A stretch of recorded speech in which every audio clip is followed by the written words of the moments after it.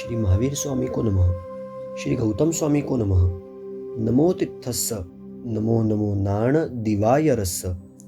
दिन 18 जुलाई 2020 आषाढ़वदी 13 45 आगम तप 45 आगम वाचना। परमपिता परमात्मा महावीर स्वामी आदि तीर्थंकर परमात्मा की भक्ति करने के साथ परमपिता परमात्मा ने कई बातें जानने का भी प्रयास करना जरूरी है। मंदिर में परमात्मा की प्रतिमा में एक केवल ज्ञानी का दर्शन, वंदन, पूजन, सत्कार, स्पर्शन करते हैं।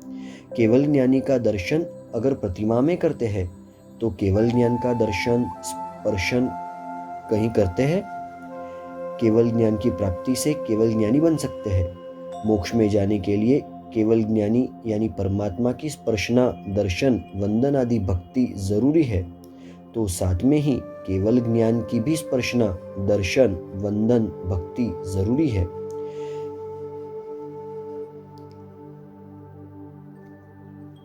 केवल ज्ञानी की स्पर्शना, दर्शन, भक्ति के लिए मंदिर और प्रतिमा जी जरूर है, तो केवल ज्ञान की स्पर्शना, दर्शन, वंदन आदि भक्ति के लिए ज्ञान भंडार और आगम ग्रंथ, शास्त्रीय पुस्तक आदि की आवश्यकता है।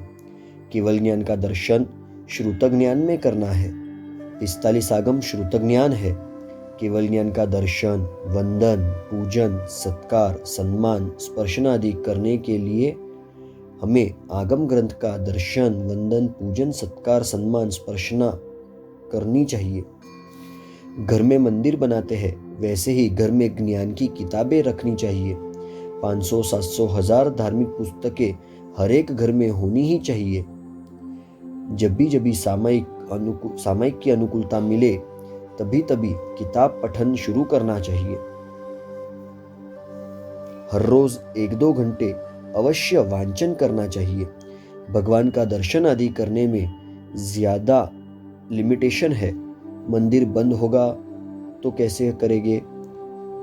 मंदिर दूर होगा तो, अंदर जाने नहीं मिला तो, पूजा के वस्त्र नहीं हुए तो, स्नान किया नहीं है तो, रात का समय होगा तो, कर्फ्यू या लॉकडाउन होगा तो, मंदिर में दर्शन पूजा बंद है तो, ट्रैवलिंग में होंगे तो, अथवा तो यदि हम बीमार होंगे या तो क्या इच्छा अनुसार पूजा कर सकते हो?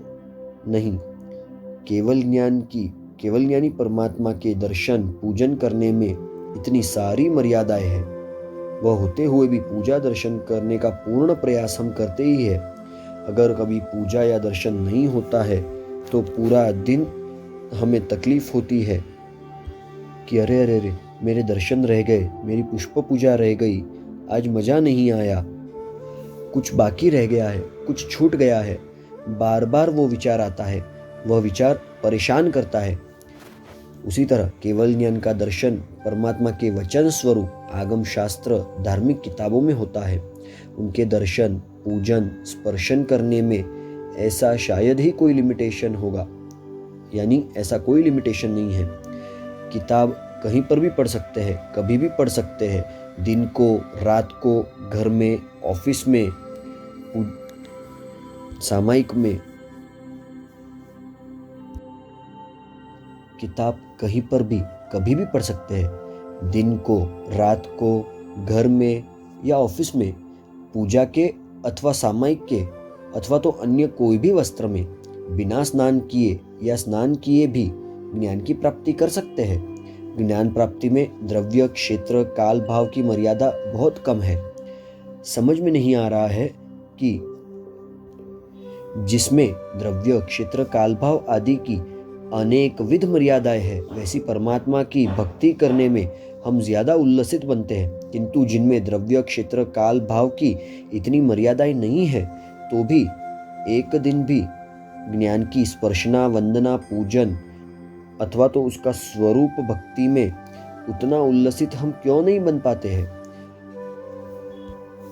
परमपिता परमात्मा की चंदन पूजा करते समय हम बोलते हैं कि उपदेशक नव तत्वना तेने नव अंग जिनंद। परमात्मा नवतत्व के उपदेशक है, इसीलिए हम उनकी नवंग की पूजा करते हैं। बार बार ऐसा बोलने के बाद भी नवतत्व जानने का हमने प्रयास किया है।